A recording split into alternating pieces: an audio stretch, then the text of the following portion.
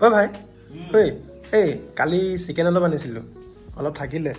কিহৰ লগত বনাব পাৰি ভাত পচলা ন চল ভাল লাগিব বলক তেনেহ'লে পচলা আৰু চিকেনৰ লগত আজি খানাটো বনাম ন যিকোনো এটা কাটি দে এইটো হ'লেও হৈ যাব একদম গুড়ি পৰা কাটি দে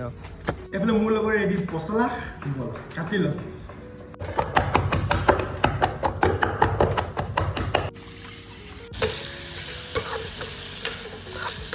দে কৈছা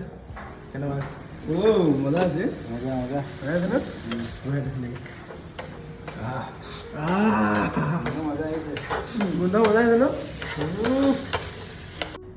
ঐ খানা ৰেডি গ'ল খাই ল খানা ৰেডি গ'ল দবাইছা মজা মজা মজা